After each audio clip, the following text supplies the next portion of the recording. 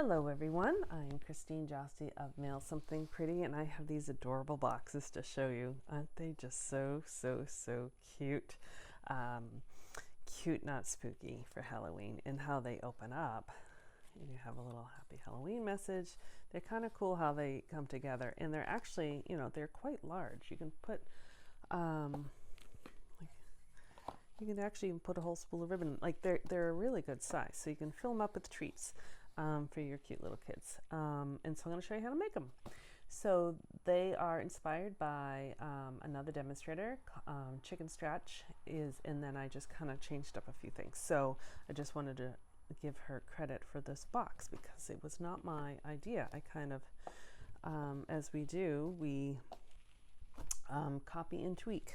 And so I'm going to use Fresh Freesia as my base, and then I'm using Petunia Pop as the little panels. So the original box that I was copying from used designer series paper on all sides, which would have been beautiful, except we did this for a club project and I did not have enough paper for everyone to put that as panels.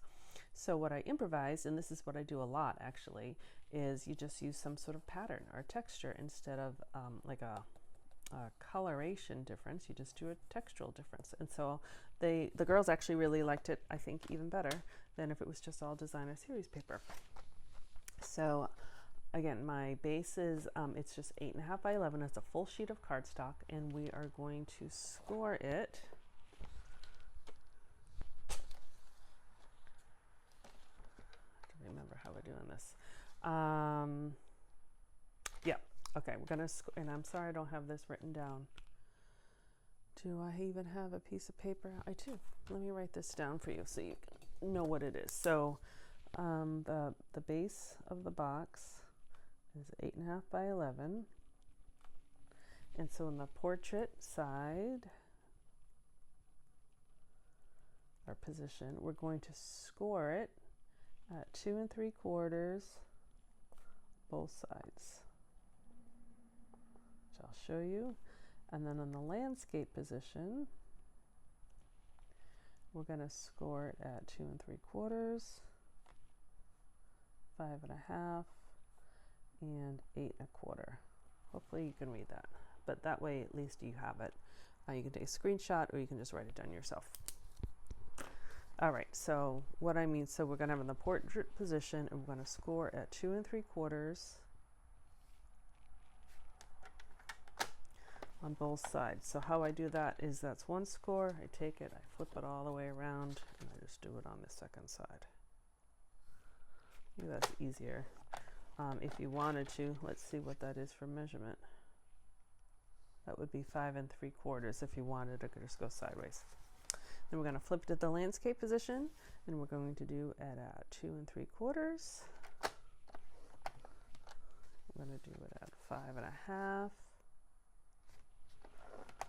And then we're going to do it at 8 1/4, and that actually gives us that same 2 3/4 on this side.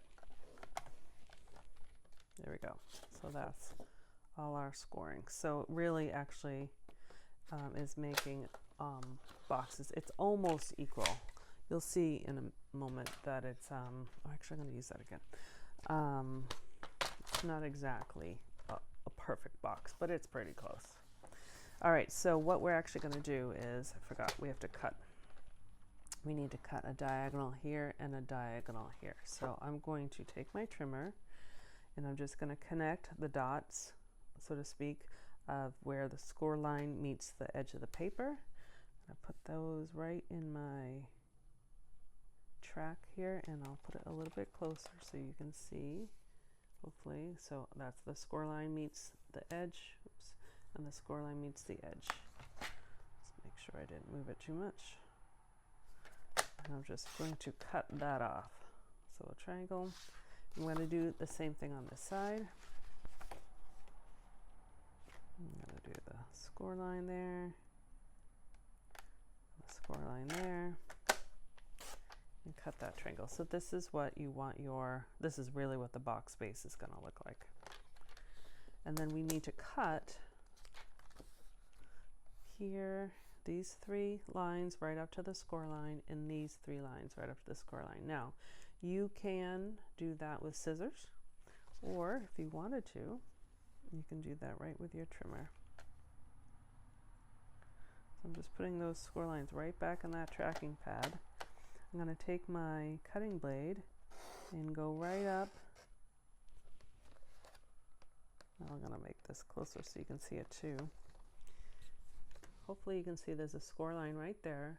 And then on my trimmer, it has a little mark right there, and that is showing me right where the blade is. So as long as I line that line up with the score line, I know that that cutting line is going right up to that line. I'm actually going to leave that in the same position. I'm going to come down. The same thing. I'm going to line up that score line with that. And so it's actually cut two at once. Or you could do one side and flip it. That's usually what I did, but I figured we would see. Just tilting this so I can see that those are lined up.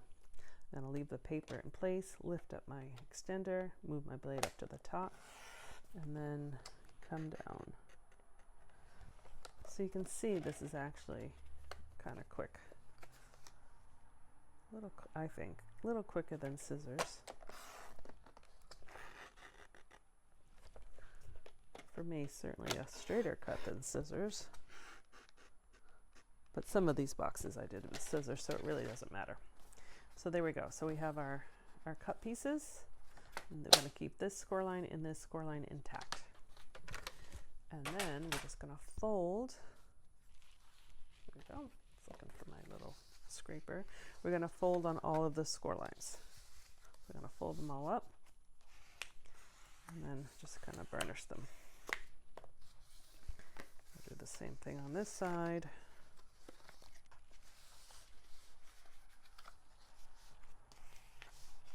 You can use a bone twirler. I just find this is easier for my hands. It's one of those, it's a good old, it was a new one when you bought Pampered Chef. I don't even know if they still do it anymore, but they gave you the scrapers with for the stoneware. And so I had a few of them. And so I just use one as instead of my bone folder.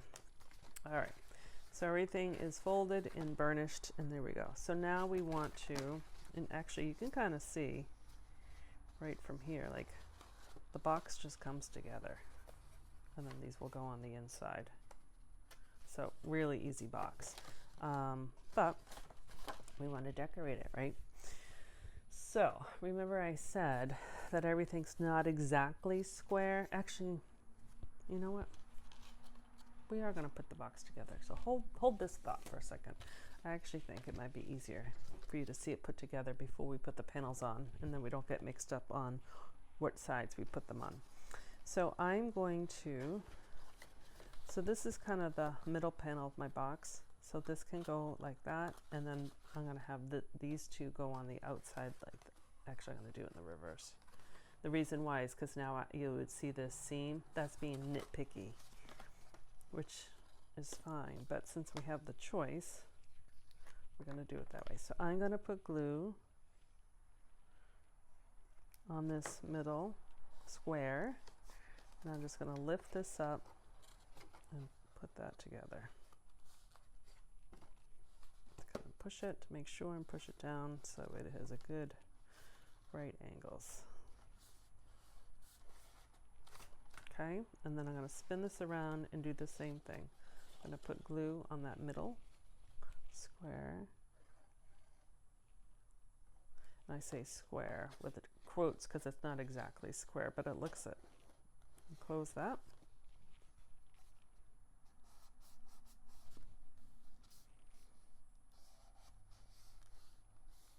All right, so now I'm going to, this way by taking this one, which is going to be the front of the box, closing it, now the seam will be in the back.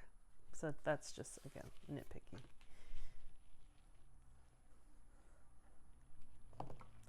Close that. Give it a good pinch.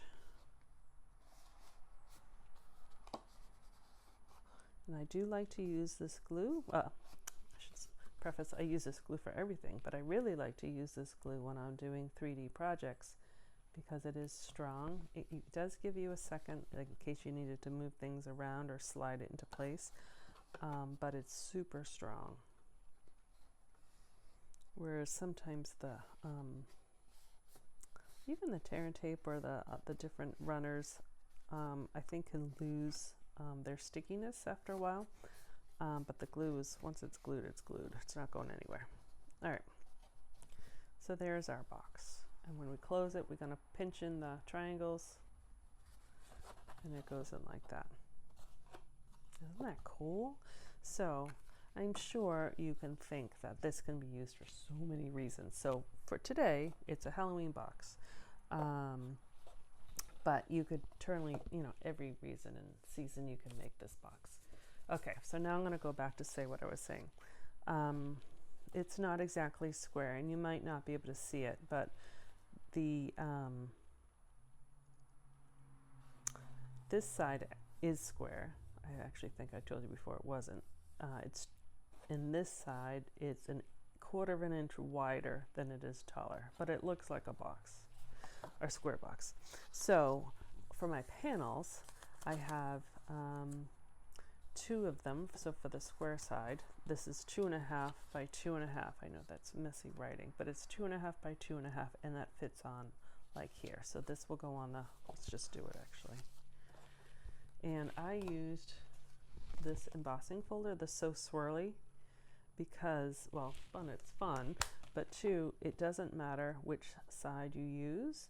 Because there's indents on both sides, and it doesn't matter like for directions. So I could have some swirls go this way and then some swirls go in a different direction. It doesn't matter. Just going to open that up so I can pinch it. All right, so then I'm going to do the opposite side since it's the same size. That's going to go there.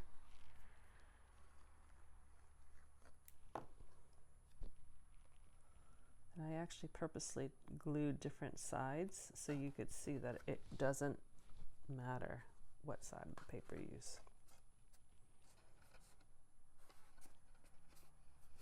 All right, so that is 2.5 by 2.5 on the sides. The front and the back are 2.5 by 2 3/4 because it is slightly wider, a 1/4 inch wider. So I'll leave those there for you. So that will go on here. Just pinch it, and that's what you have with the glue. You can slide it into place a little bit. Or you can take it off and move it. But once it's stuck down. And I'm going to do the back.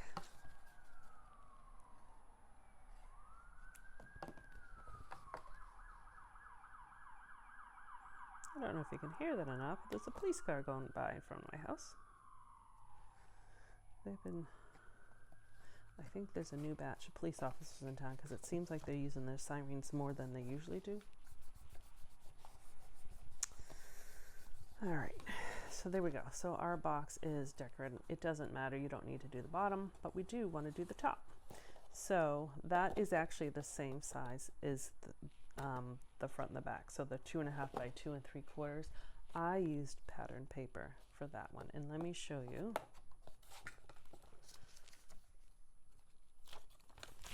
The paper, because that's actually, I'll start with the stamps actually.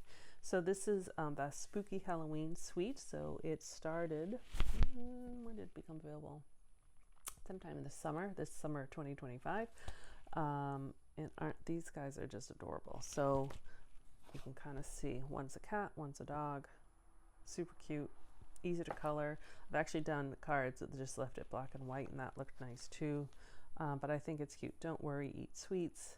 No tricks, all treats. Spooky and happy Halloween. So it's cute. And then there's dies to cut out each of these cute characters. But also you get some other thing too. You get a, take these out so you can see. You get a haunted house die. You get a little broom and a die for the pumpkin. You actually get 2 of those. And you get these bats, so it cuts out 2 at once. And then you get this piece, and you can kind of see there's a score line here, and so what it does is it folds in half. But if you can envision, like, bats are upside down, right?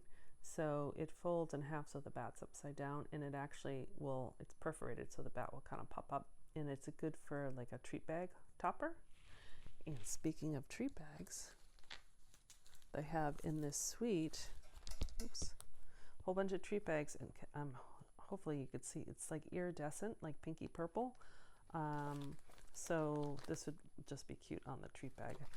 But we're going to use that in a second, so hold on a second, because we're going to use it as part of this box. But let me show you, actually let me close my glue. The paper, which now is in no really particular order because I've been using it. Let me start actually. Let's start here. So you get, you can cut out a whole bunch of tags. And then on the back, it's all kind of like scribble, like watercolor scribble, I guess. So they're fun. And then I'll show you. That's the same sheet. Look at this. Isn't that adorable? Look at that flamingo and a cute little bat dressed up as a ghost and a little bear and a pig. It's adorable. There are no dies that work with these, and a cute little crow. But you can certainly cut those out with scissors, or you can just use this as the background. I just think it's adorable. And then that's the graphic background. You have this fun little, this reminds me, I don't know if you've watched Murders in the Building on Hulu, but in their, kind of their, what do you call it? In the beginning of the show, you know, they show that, like, the credits and stuff. They have, like, it just reminds me of that, which is kind of cute. But you have eyes, you have a cute little cat, so it's fun. And then you just have that graphic background. And then this is what we're using for this box, a little candy, more background. And then this is, let's see, it goes this way. You can cut this piece off, which is kind of what this one is. You can cut it that way or leave it that way if you wanted to make like a little scene in scrapbooking, or you could even cut them even more and make them into tags. And I love that's the Petunia Pop on that side. And then you also have more, either these could be card fronts or they can be tags. And then, I'm not quite done. Get all these little pieces out of the way so you can see. Turn it around, you get 2 sheets of these cutouts. So I'll show you in a second. You can see that these are missing. That's because my club people picked them. But these all punch out, all the trees and the candy corn, so you can use them instead of stamping. This cute hippopotamus and then the crow. Like, they're so cute. Little cauldron. So the one that is missing here is this cute little princess bear. I think it's a bear. Could be a dog. I think it's a bear. It's so cute. So anyways, that is the Halloween paper, the spooky Halloween paper. Okay, back to our box here. We're going to glue this. Again, this was 2 3/4 wide by 2.5 tall. Put that right on top.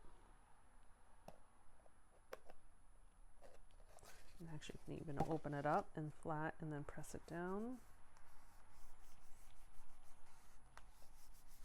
All right, and so there's our box. We just need to put a cute little, hold on, I forgot to do something.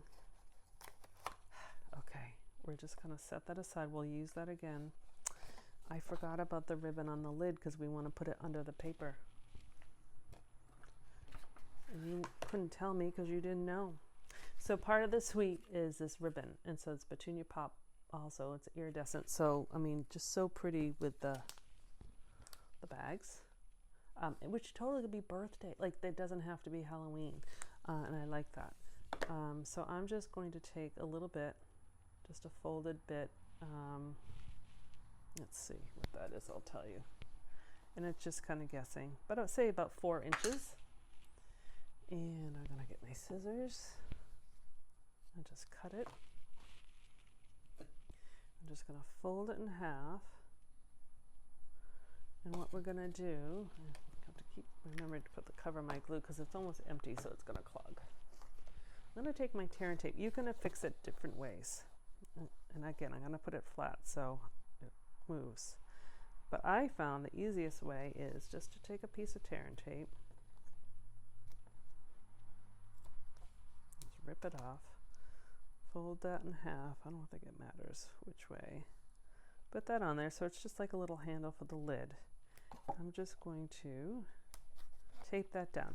Just be sure it's not too close to the edge because you don't want to see it, the tape here. And so it keeps that in place, but then you kind of axe doubly so I can peel that off, and then that will help stick. So this, I'm just going to put more glue on it. It is tacky, but I'm just going to put a little more glue on it. I'm glad I realized that before it was too late. And now I'm going to put that right down. That's better. If I had forgotten it was glued shut, I could have still put I could have made it a little bit longer and put it underneath my character. I would just hide it under the ribbon that way. Or you could cut another piece of paper and put that on top too. So those would be two fixes. Okay, so now we have this little handle. So we can stamp. I'm going to do a little kitty cat, and I'm going to use for this, you can color yours anyway. Like this one again was that punch out.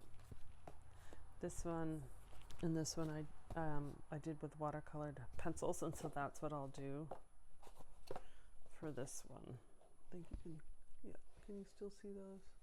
Just want you to be able to see them. All right, so I'm using Stays On Black ink because that's what we use with watercolored pencils, because I'm going to use a blender pen to kind of smooth out the coloring, you'll see. All right, I think that the Stays On Black has a really nice crisp black edge to it anyway, so of the two blacks, this is my preference. But if you're using blends markers to color, then you need to use Memento black ink. All right, so I have some watercolor pencils, and I'm just going, oh, I'm missing, I guess we're gonna do a gray cat because I don't have my brown here. That's okay, we'll do a little gray cat. And so I like to color in circles.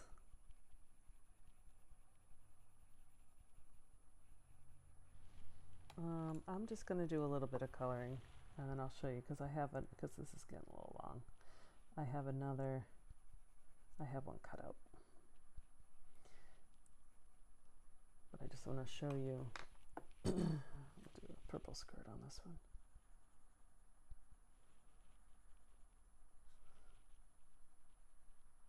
And I would go back because I forgot to color the hands.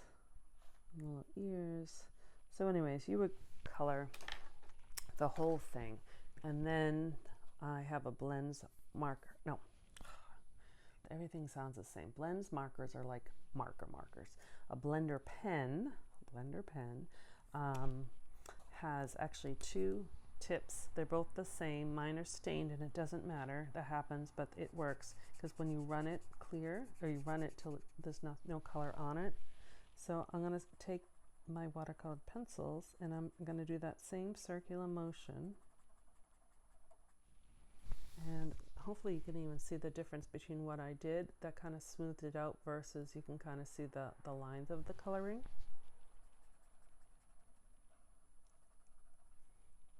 Do the hands, do the little ears. And then when I didn't do the tail, but I actually have a little color on there. When I'm done with the color, you just put it on scrap paper and run it till it's clear, and then you can go to the next color.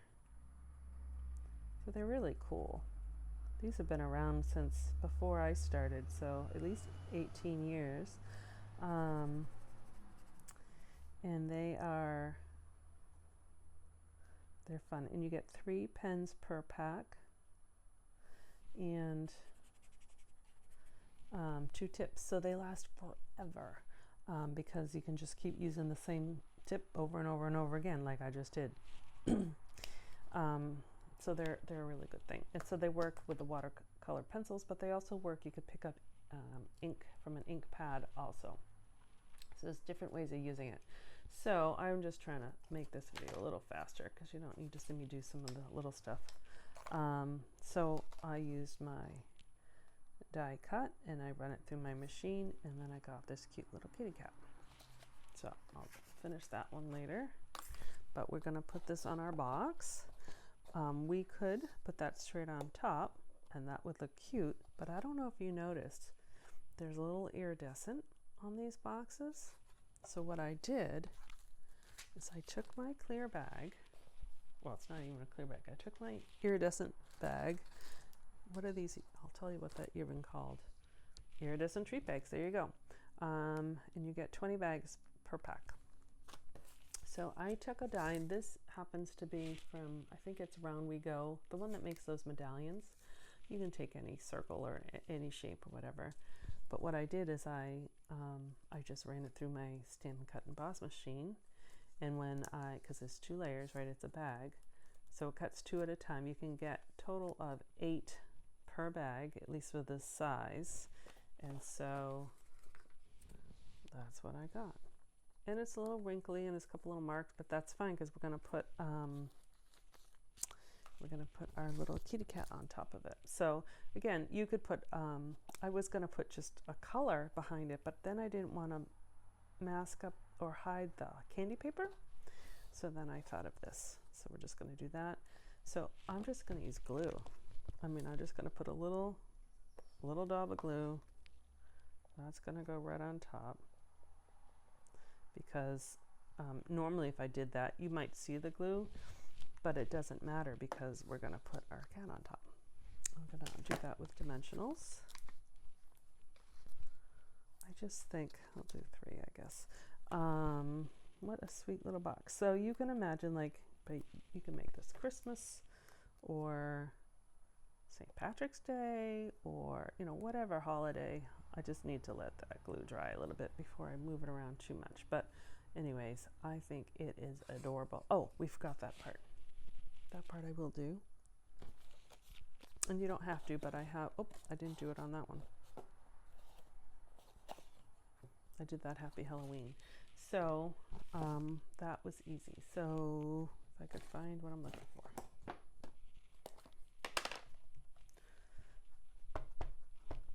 We'll just stamp that down.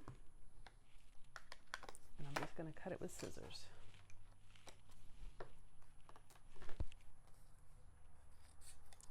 This no real die for this, but I'm just going to cut around.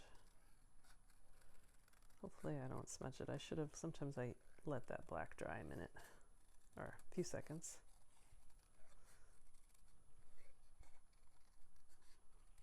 Again, whoever you're giving this to just wants to see what's inside, so it doesn't have to be perfect. So there we go. I'm going to put dimensionals. You could glue it flat too, but I'm just going to do dimensionals.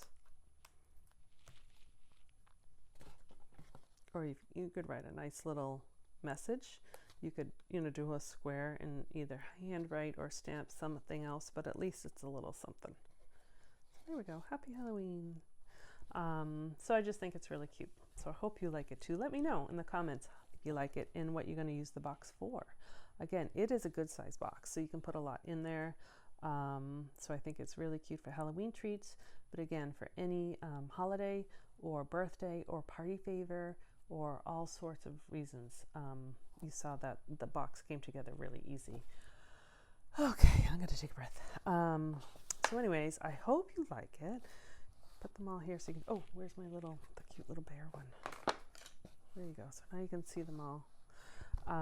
Let me know in the comments if you are not receiving my emails. Hop on over to my blog, mailsomethingpretty.com, and you can sign up for my emails. I send them out every Tuesday, and so you won't miss anything that's going on. I also go live every Tuesday at 2 o'clock Eastern over on YouTube, so you can watch a live class as well. Have a wonderful time, and I'll see you later. Thanks. Bye-bye.